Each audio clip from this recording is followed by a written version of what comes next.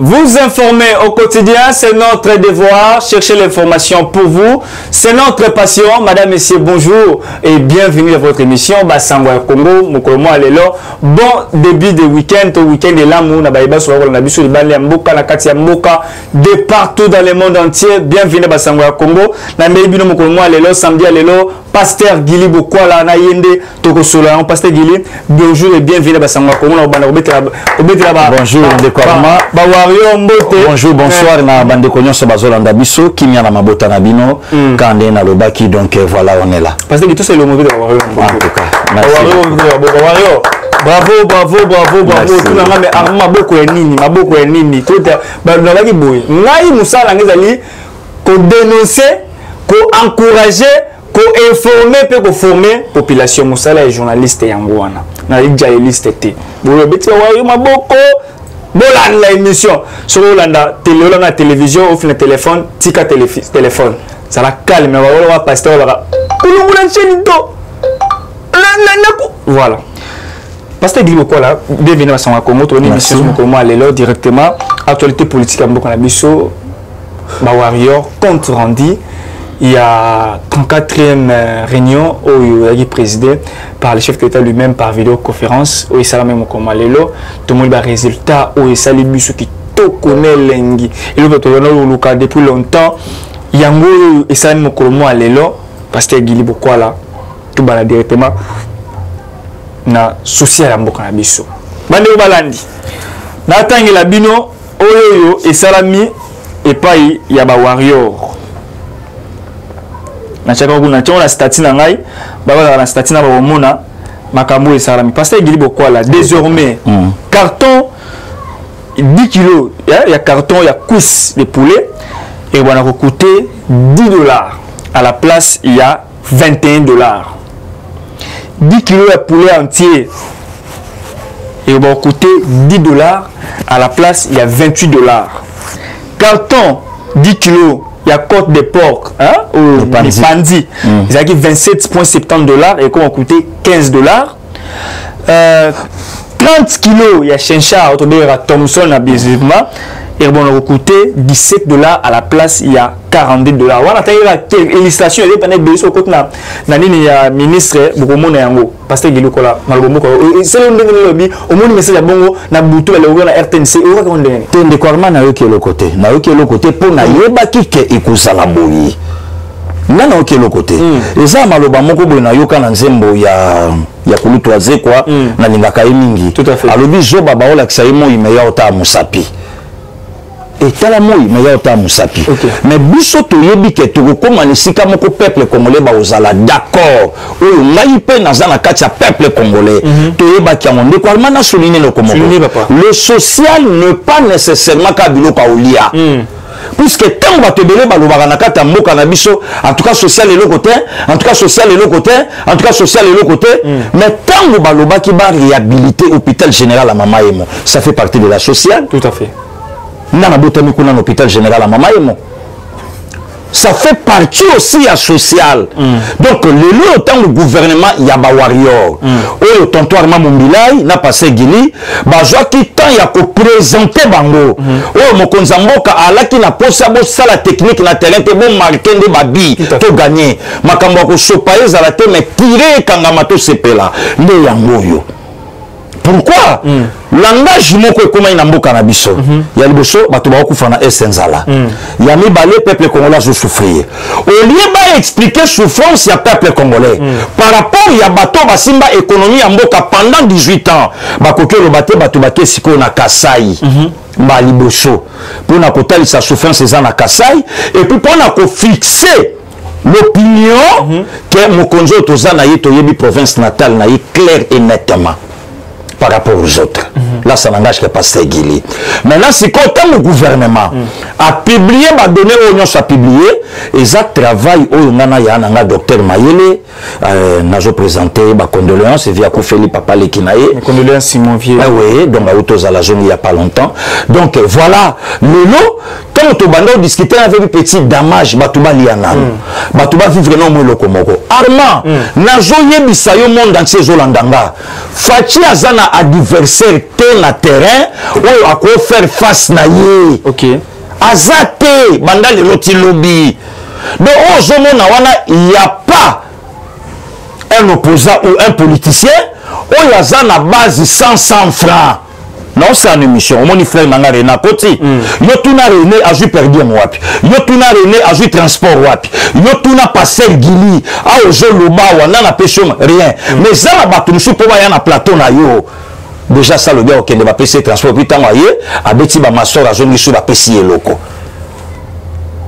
Vous comprenez? Donc le lieu ce qui gouvernement a vu charge ya makambo na lo bana yo sili ba polina bango. Donc voilà pourquoi mon tonton Armand Mumbila il n'a pas de non. Fachi c'est un homme d'État. Fachi a calculé en 2023 t. Fachi a calculé le peuple n'a pas bien. Bon pour poser question mais ba kiti biloko travailler kiti biloko beaucoup ba rejoindre biloko biloko ngo izawa puis o akiti ba prix.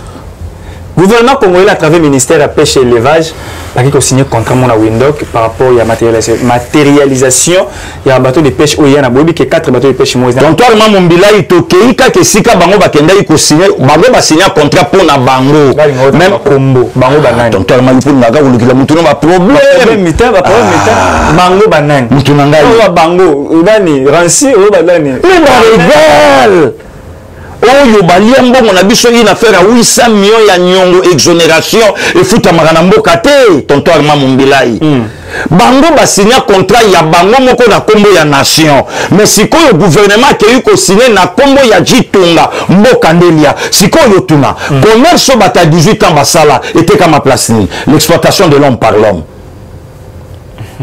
donc expliquer place sur la malamu sikoyo.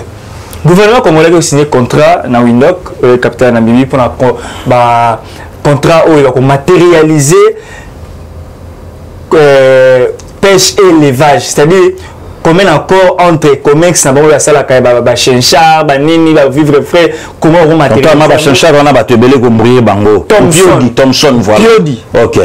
Thompson, Piodi, le Bénin, on a ça, Piodi, où ils ont acquis le Piodi, Thompson à 500, qui était niveau, Thompson à 500.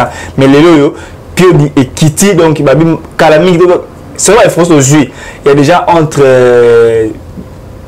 8000 ou 5000 conteneurs. Il y a Chincha, en fait, il y a Thompson. Ils ont déjà dans ma taille de jour, il y a Kinshasa. Donc, le monde qui est ici dans le Longo, de 40 quelques dollars, de 20 quelques dollars qui est ici, si n'a pas pris, donc il va dire, le gouvernement congolais a sali makambo oyo. Et comme vous connaissez Sili, vous avez té Silité. Makambe belé, c'est la téléphone parce qu'il y a sinon on vit à capture.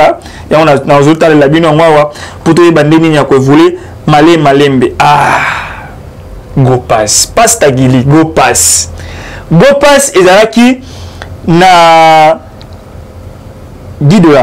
Si pourtant ma statistique $5 de taxes IDF et puis les go pass les 10 $ ainsi que les frais de Covid fixés à $30. Go pass $50. $50. Na futa en aéroport avant de d'Afrique du Sud na bande commit. Donc na maraba Covid, na ba go pass, na ba ninyo stove cette taxe à $30. OK.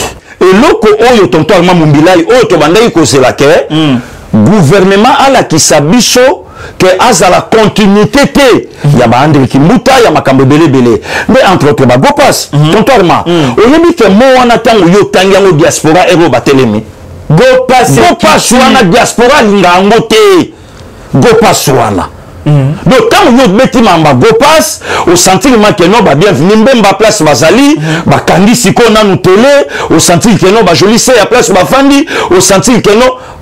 Donc, batu bavandi sko babandi koyoka mamba go pass wana ezandenge nini pona nini et tunisi libiso bato bazo bimana bato bazo kota na katamboka.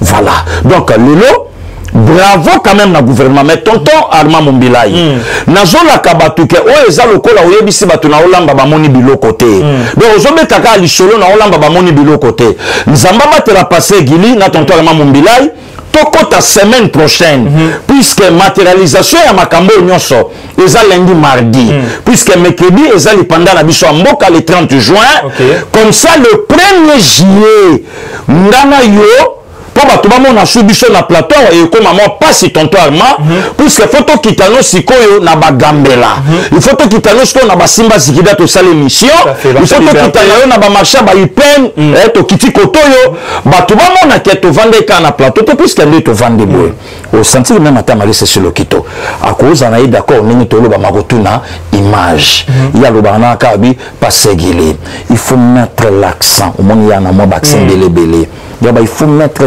toujours l'accent dans les actions du chef de l'État. Il faut mettre... Donc, il faut mettre l'accent. Voilà. Donc, même maintenant, il faut tout quitter le terrain. Pourquoi? Puisque ça n'a pas été zappé dans le bateau, il faut quitter le terrain, il accepte toujours déjà spaghetti na c'est. Or, ça a une qualité. Ça n'a pas été quitter le terrain, tout l'accepte, puisque les journalistes à Salé, Michel Simba, les coques, ils ont maté. Comment ça n'a tenga le photo qui est na terrain to yebisa bato ba action ya Fachi Beton oyo bato ba finga ba passer gili bato ba okufa na nzala or ba yeba kiteke pona ko boto la contrat ya window ko na tonto Armand Mumbilai ezala ke loko simba maki na maboko ya bato wana bazoke les jongo na kombo ya mboka bazolela mboka mais bazokoka ko servir mboka tena oyo bango ba ozwa pouvoir ya ko changer to yoki makamba exonération to yoki makambu ya 800 millions ya nyongo bafuta kate le lo bato wana bali bapesa biso leçon ya eloko bango basala te tonton Armand Mumbilai le lo ndenge nazolo baliboso ya caméra ya ndoi nanga Josué bande ko fomba yebelo ko moko ke 5 ans o facha o sala lelo a o sala bitumba moko ya koleka mutasali 18 ans na pouvoir tonton Armand oui papa na lobi na yo komema likambo ya état de siège place o ekomi na 1 mois et demi na mutu asala 18 ans toyoka kimia ya boyete même il y a 3 semaines à Pamba na Est totikala koyoka yango te mais mutu asali 2 ans et quelques mois na pouvoir tobandi koyoka ba retomber na yango tonton Armand tonton Armand donc eleki mutu asali 18 ans na bokonzi yebisanga ba réalité yango wana tonton Armand na ba réserve ngana yebi nanga keza bongo mais nzamba sunga biso mokola lobi eleka to banda lundi to banda mardi ngana yo to kutana na plateau bongo to kita na terrain to sasiko musala oyo mikili ba mona ba Sylvie Wayengo ba mona ba Antoka be ya noble ba mona makeno non voilà tala musala yango isalami bande ko balandi bokani se sili ten et sili oh je continue kaka oh bon na beti ma boko wana se yo poko molia te na olia gouvernement ma lesingai bolba mu Fachi Beton abi mona mboka lola yo ozosala musala yakawa kotana na présidence sawa ngana kufatenga azali donc na kotana na présidence sawa bota c'est la communication pasteur Gili déjà les communicateurs officiers na ngai boya sikoyo ko c'est la musala to ko ngai na koketa tina bujala ona na kati pe na ke tikuna ko la musala ba tudo musala ba tie gelu na ko tie gelu ya tozo ya matile gelu ba benga de partout no tie gelu tozo ma matile gelu bando ba sili et sili tem Goma Kinshasa réduction oh non ba réduire au place nini Goma Kinshasa les lots ils ont 340 $, les lots commis $200 il faut faire moins de $200 pour le mois Kinshasa au Kende Goma et j'ai suscité que nous au avion au Rwanda pour côté de Goma té pas question il faut au mati on a comment Airways na avion sur ça et mimio Tigoma na de moins de $200 donc maximum c'est $200 c'est une catégorie entreprise parce que avion na traitement la ngoko mata avion oyo au lia hamburger au melina coca monnaie na nini et am so ke wa peso ka café na ma pe couper balai ça dépend so lingi na maximum 200 donc oh ça 50 € là 100 € là zo moyen mi to ke 50 OK 50 mais mettre li par ngai ya caméra nini la vérification volcanique de poster Gili. Mais 50 secondes là. Non, avec moi 70 secondes là. Dans une 70 na bien je suis.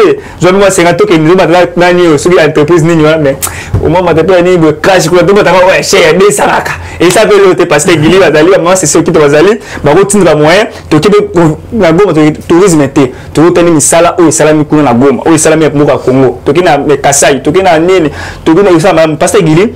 Badolité place où Mokonda Mboka ya Kala Mobutu deuxième président Badouli tiraka $480 pour que les Bado. Mais le lot babi maximum il y a frais au futa $150. Réduction il y a TVA et Kitty de 16% à 8%. Donc divisé par 2. Divisé par 2. Pasteur Guilibo quoi là? Malobombo ka le romo que non le lot pour la au moins muta a connaître singai bo na ba vérité. Na monaka ka 2 provinces depuis na Botama. Donc Kinshasa na 600 peu non pour transport anzela transport exact anzela passi na 600 Kinshasa non sur tous les 24 communautés mais na kenda Congo central oui Congo central suka na Manzangu voilà matadi na komate donc Kimpeso bien na yebia moté Songolo na yebia moté en tout cas merci beaucoup tonton Armand balolo ba fulo ba voix ba non na sola ki na Saramboui maman Brigitte Azawa ya papa Marcel Mouy Kabongo azaliawa Saramboui singa yobi maintenant parce que Guilibo ba ki likambo ba avion mais maman linga ke Lubumbashi comment c'est maintenant qu'elle est commis officialisé et que ba sisi ba contrat nyonso makamno se komi bongo nikwarma na zolo bake omoni lobi na ebisaki yo bandi ko foto tika motema mabe na katamboka na biso bandi ko fo mitema na biso efombama to linga nano mboka na biso d'abord le Congo donc le luto mbablo ka boy komo sala mana regretter ndiko lobi kana matadi oyebi yango te le parce que gili pe na tontorma ba ko longa na bango lelo samedi to kitina biso goma to sala émission et to joli na biso lobi na ba premier lundi pe to va na biso na plateau to sala na biso pe il y a politique, il y a 18 ans, il y a pouvoir, il y a Kabila. Et même qui biso, il y a moitié biso na ba condition, et chaki biso lelo. Tonton Armatobé tellement bisolo, il y a nzela où il salama depuis Kampala et côté na beka que lisolo. Tant mo konzambo kananga ya kina pouvoir à lobaki alobi na ko komisa Congo na Afrique australe. Pourquoi lobaki yango? A lobaki peut dire que développement il y a Afrique australe et ça banzela. Donc on a un Kenyan à Yebi Dar es Salaam à l'âme. Donc un Tanzanien à Yebi Kampala qui toko. Mais l'homme na nos Congolais qui peut se yebi en côté. Faute de quoi? Faute de route. Donc yango lelo tonton manga na telema na national ce qui 8 na Mbandaka. Balobi na biso to telema na Wenzi Sekli, balobi na biso babi ndenge bo telemi a bokoti na jeep 4 jours bokomikin. Oh beauté ya Congo yango wana. Voilà. Beauté ya Congo yango wana tourisme mo na peko kanisa donc vandi mabo yo moko manakar bo siko to sisi Équateur siko to zokota kotoyo to bimi bo bandondo to kati na baki papa obi tonto remata to uti Afrique du Sud to comme na Addis Abeba to ju avion obi na vandi na mona manenge avion zokoma to leki siko na Nairobi do to koti na Nairobi do Kenya to leki Kenya no moni man avion ndenge zokoma to koti Kampala na moni manenge zo koma keno to kotisko au Congo à partir de Kisangani bandundu na ndenge avait zo kota Kenya na likolo na kata pepo na omona. Vous comprenez? So babilo kwa bongo to vivre mon akara na betra que le solo toujours en Afrique du Sud. Toké na San City donc eza na lieu touristique na habité sur en Afrique kokane. Toujours tambola ba meme bino na mona girafe boye. Namona lion, grand prêtre lion, namona. Or, nous sommes à Bisoto Zana Bango, awa. Donc, il suffit qu'à Jeep, na le monde a mambanda ka le samedi, n'a dit que mercredi na ngana kin, petit na Darlin, a fait les bosso. Donc, mon ama, nous la pepele, to fait hiver, makambo belé. Donc, je mon ama qui tourne. Donc, il y a mon ama qui est babiloko il faut et salama.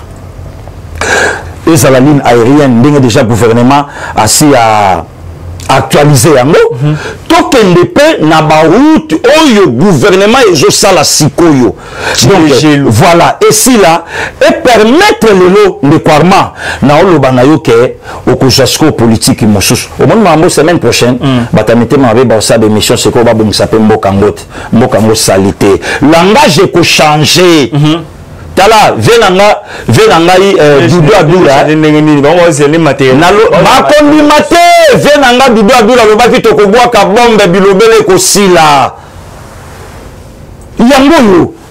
Bilobele ko sila. Sikoyo ngai passé gili. Na tangi na ka monoko tonto Armand. Oza na ka intro. Ngai na bande ko na yo, na caméra ya Josué. Rendez-vous semaine prochaine. Bande ko balandi to senga bande ko ya niveau DG il y a RVA opportunité. Ah, Yambabiso. Ah, Yambabiso. Voilà. Vivre en haut. Voilà. Bateau de banque voyager, réduction à prix n'engeni nekiti, tout la RVA. Bon, on est en haut, bande balandi. Bon, on a cause, bon, on a biso. Basanga, comment nous sommes disponibles pour vous servir, tout matérialiser. Makambo, ministre Chéribé Okende.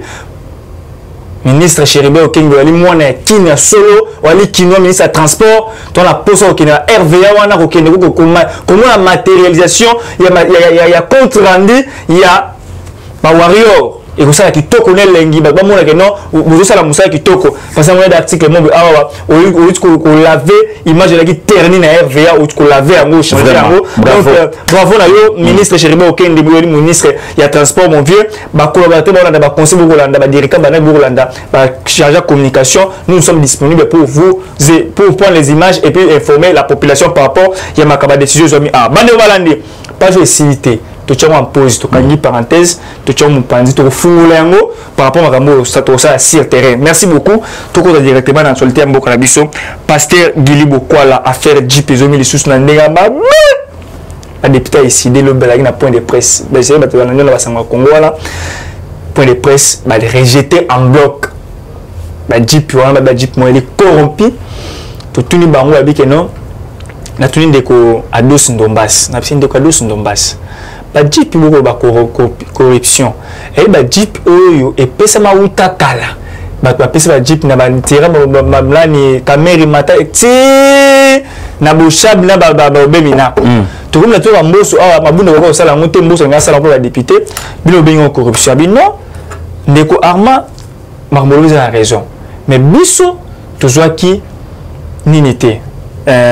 Formulaire est rempli que non la poni jipibo la poni jipibo la poni jipibo tout ce qui formulaire on a été et là ka marque moko et là ka ba jip différentes secondaires nous ta repona il y a Olivier combien on rappelle que non je m'engage dans ce jip de ba kata be monument na ngai pendant autant d'années je signe honoral et tel ay ba moni yango te ba monga ba jip ba kata be monument na bino c'est à dire que la corruption oyo bateau des présidents république a convaincre la députée pour qu'il va trop large na la décision va la rejoindre bandi maroga iyo ya moi va rejeter parce que les députés nationaux va rejeter ba dit ba zo ba teka yango ba tiambo mwana tonto alma mon village na vraiment na yo le quoi bato ba yo karabiso na lo bayi ke ko kitati na niveau mabebo mo biso lelo to ko sana biso ngo shooter puisque to ndaki to ndima corruption au moment que caisse ya mboka et mati mona mboka Nicolas Kazadi alobi yango to ngai to ndima corruption na caméra ndiko nanga Josué animation na loba natala kaye na caméra ndiko nanga Josué soki to yokaki na banque na biso ya mboka balobi ke mbongo moko ebimaki yota mais ti sikoko to na banque mongo nde mati bon corruption c'est dit à quoi le loba ko corrompre Adondo Mbasi po ma joie nini na Adondo Mbasi na mokonza mboka ndako to na lingaki ndenge bazalaki wana bango ba député SID baloba ke banda lelo biso toza sous na kata parlement oyote puisque eza majorité ya kimoyibi eza bokonzi ya lokuta biso tozozela bokonzi na biso ekoya et lokolo biso tozelaki na bango nde lobi yango wana jipi bazoni sebonge molima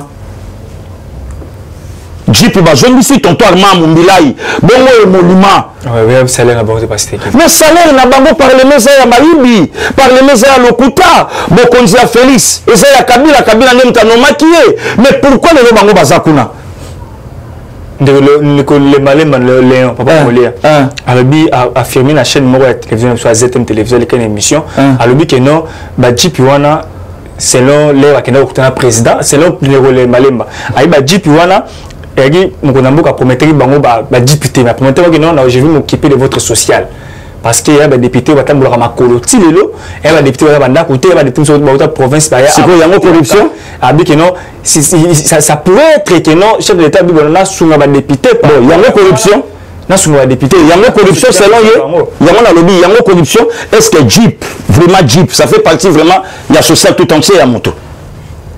Voilà encore la perturbation où le lot est fani dans kata mutu ya mutu a joué batté makambo aloba. Hein? Bon, les Cambodgiens Jeep font tous ceux qui sont les lots. En tout cas, tous ceux qui sont tontoirement. Tous ceux qui sont les lots. Bon, le cola. Non, bazana argumenté. Bazolinga bazipa libulu ya plaque ya Jeep yo pesaki. Ah, tonton Alma baby saka pe kamba mo moto ngai.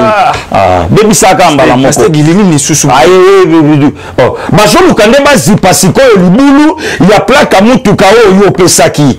Nous te pesa yango. Maintenant la agitation makasi na ngambo FCC na ngambo ligne de vos qui to ko dire non bi bato ko vilipande to ko propager nini ya rencontre Félix na Kabila lu kuta mensonge. Est-ce que banani ba vilipande yango ba pesi na plaque ya mutuka vrai ou faux ba la na moto ba la na moté ba pesi na soki muzitu ndenge to moni o muzitu akoma ki faden ba pesi na JP komaki o natangi yango na yokaki awe tonton Alma pazo tanga 16h JP Longwe ba yebisi ba garde bozela biso est-ce que banani ba vilipande yango tonton Alma na lobi na yo banda facha banda ko kende kinga kati tilelo photo bimate banda facha banda ko kende kinga kati plaka mutu ke bimate banda facha signé accord tilelo accord jamais ba publier mais na kamwe na consort na yo na lingaka ndeko wana mingi ya mwasi na ye azu moyen ya ko intervenir ke makama Martin Fayulu les alukuta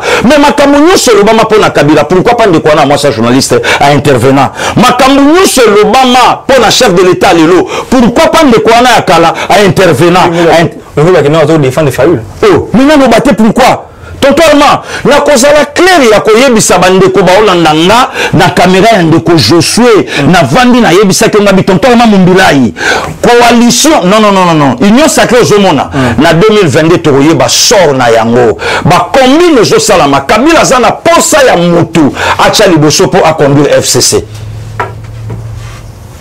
oh totalement on biso nini comme mutu na ngai comme na oyebisa révélation sala ngai sa na lobi nalobi tonton Alma Mumbelai est-ce que lelo biso tokokamwa yango lelo nga na tuni de vos kitoko ala kisanga émission o ya sala a critiquer Joseph Kabila moto ya botola pouvoir à Martin Fayulu pesa fachi oh a critiquer ngode o monango bala kisanga vidéo il y a 2 ans il y a pouvoir à fachi o Martin Fayulu a telemi azo critiquer sérieusement Joseph Kabila moto ya botola pouvoir à pia fachi. Mais Babi ça va vidéo où Martin est allé plus loin, il a utilisé même l'insulte et pas Fachi. Pour Fachi ça la gagne.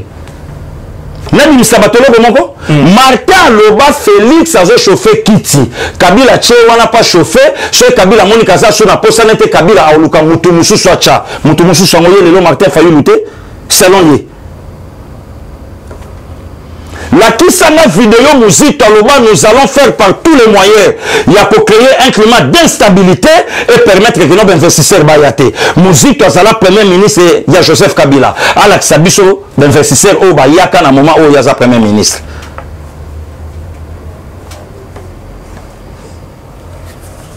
Bandeko Balandi. Voilà. Parce que beaucoup là. Totalement. Parce que si je modèle là le qu'on a sepeli déjà bien pour basala. D'ailleurs babo sanate que non au cadre moi FCC a confirmé que basala qui tout simplement pour tout bon ça 2023. Donc côté on a un problème té. Mais ezaka eloko et ça la bango bien pognon so yankuku et bandi ko bimana pour ça. Continuer la dynamique. Mais justement c'est pour accepter yango. Oh, bon ma bizarre. Diaspora congolais beaucoup la na banda kolobango Félix a travaillé qui na Kabila na Moyi Martin Fayulu a travaillé rané na Butu.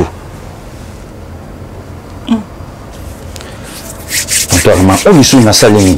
Té mamuzolo bandé ngai mamuzolo bandé nazo mola ngo skolo ba déclaration ba Fayulu sala ka batala buko sala ka na mamuzolo parce que on a les cohérence c'est incohérent. C'est pas bien la biso bazobat.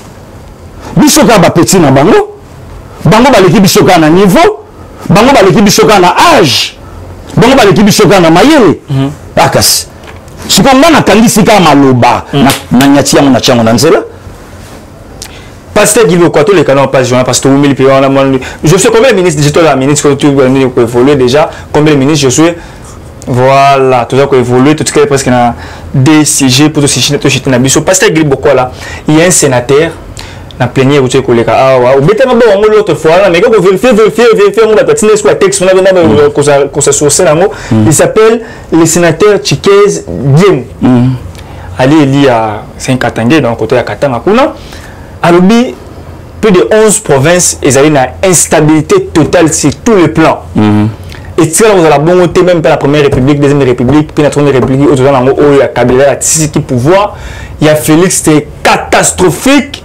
Et puis Félix Tshisekedi allait poursuivable pour haute trahison. Il a trahi quoi? Il a trahi qui? Tozalaka na 11 provinces, ba mema biso na 26 ba pesa biso retomber na yango. Et comme bongo puisque Joa Longwe. Et puis tonton Armand alobaki na yo, réaction ya président Sénat ya la kini. Réaction ya président Sénat ya la kini.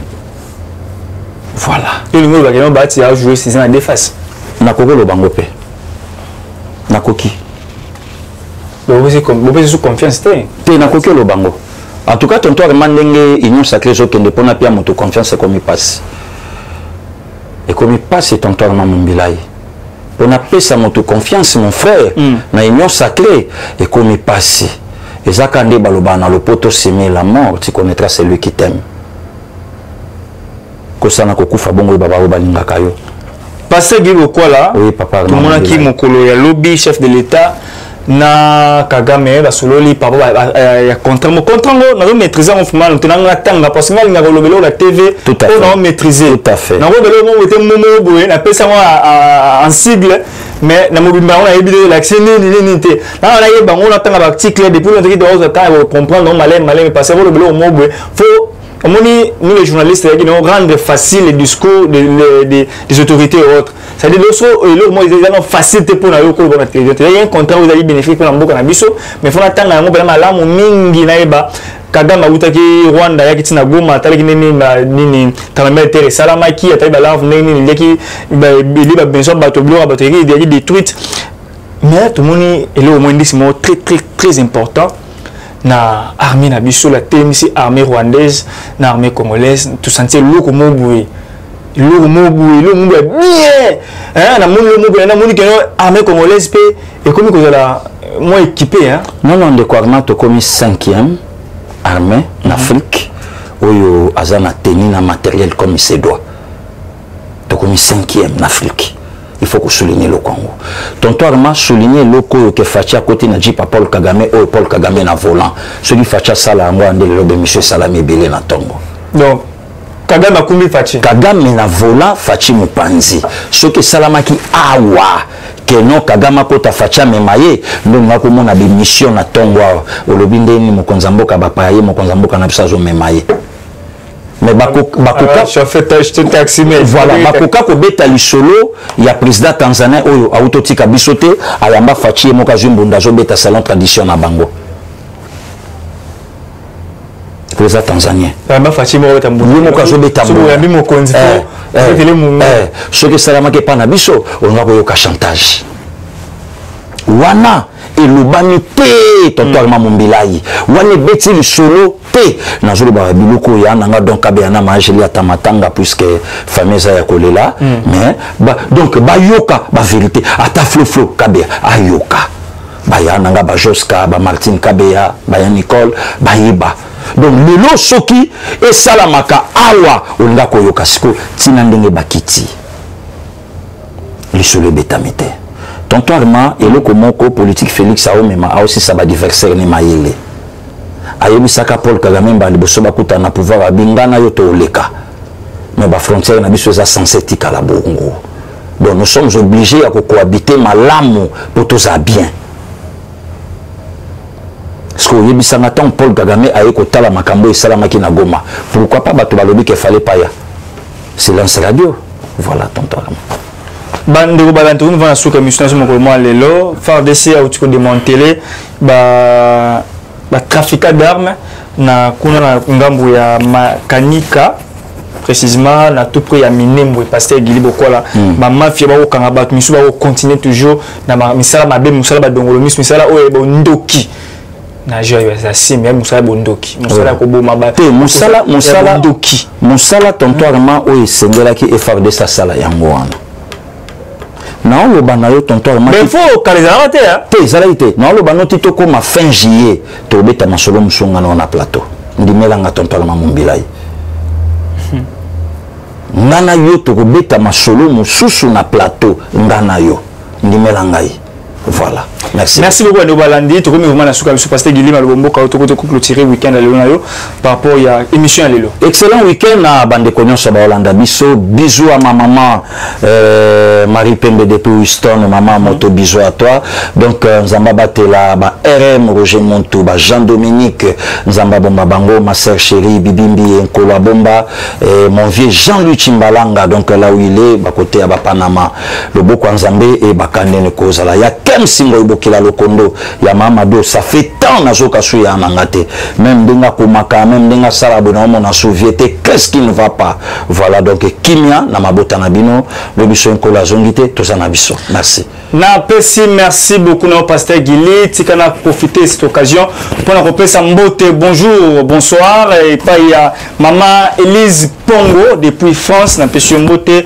Papa Roger depuis États-Unis, na pesi beauté. Na pesi beauté. Na papa Roger le combattant depuis France, na pesi beauté. Na pesi beauté. Na bâtonnier sur le vieux Mouchichiki de Mouchachino, na pesi beauté. Na pesi beauté. Na Terry Amos, na pesi beauté. Na Baeban sur Bandarabiso, les banda ya mboka pe na kati ya mboka na pesi mbote na bino banso to na pesi mbote na Ozemenga depuis Grèce na pesi mbote na pesi mbote na batutu bo bana biso ba kombo ya tellement belé à chaque fois to rester ba comme je tout même boutika la brancher scotché na basango ya Congo et chez na papa Germain na pesi mbote depuis France na pesi mbote papa merci beaucoup na bino to comme Mikolo Mazali Koya ceux qui sont dans une tetika na profiter ko pesa merci équipe technique o ba ko la biso Mokolo Malelo merci beaucoup na yo Josué na simia caméra pe na ronsi na masini to comme na bino Mikolo Mazali Koya soki yesu nanu a zongité toujours simaya FARDC mapinga na biso bye. Eshima, votre magazine qui bat au rythme de l'actualité. Édition spéciale, au cœur de la lutte contre les détournements des fonds publics et autres faits de mégestion, l'inspecteur général des finances Jules Alinguete est la pièce maîtresse de la stratégie antifraude de l'ère Tshisekedi. Expert des finances, en moins d'une année, Jules Alinguete a su dire halte aux détourneurs, dénicher les fossoyeurs de l'économie congolaise et déjouer les stratégies de vol des deniers publics au point de devenir le symbole de la lutte contre la corruption en RDC. Interview exclusive du numéro 1 de l'UGF. Mission de l'UGF, innovation apportée à l'inspection générale, les confidences des résultats d'enquête, patrouille financière, à qui l'UGF fait-elle rapport, qui donne des ordres à l'IGF, comment contrer les immunités parlementaires, les observations faites dans plusieurs provinces. Des révélations sur le dossier Bukanga Lonzo, retransmission en direct des matchs Léopard, exonération et compensation, le rôle de l'UGF dans les régies financières, IGF est-elle justifiable devant la justice? Plusieurs questions soulevées et confidences de l'inspecteur général Jules Alinguete Kei à lire dans ses numéros spécial Finance. Focus, la direction générale des impôts a réalisé une grande performance en mobilisant 1100 milliards de francs congolais en avril, dépassant largement les 637 milliards de francs congolais leurs assignés grâce à son directeur général Barnabé Mwakadi Mwamba. Bonieme Ecofo-Lucien récompense le mérite de ses agents et cadres dans les buts de continuer à maximiser les recettes. Découverte, ministre de l'Emploi, Travail et Prévoyance sociale, Claudine Ndouzi M. Kembe est plus que déterminée à matérialiser les actions prioritaires de son secteur telles que présentées par le Premier ministre Samalou Kondé devant les élus nationaux. Nation, Dr Jean-Jacques Mbungani Mbanda est médecin expérimenté pour relever les défis sanitaires en RDC.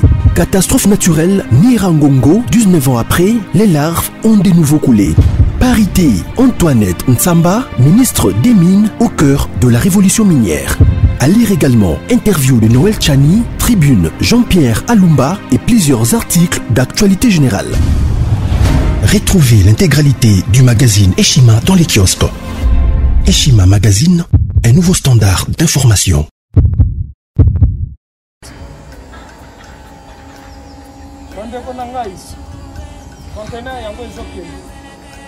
Le 26 mai, les conteneurs. Conteneur chaque mois. Donc, next ekozala le 26 mai. Olingo tinda velo. Mutuka. Lise aussi otangi. Biloko tout, on met ma cannabis. Benga biso, comme ça, toya, so même biloko totinda la Congo.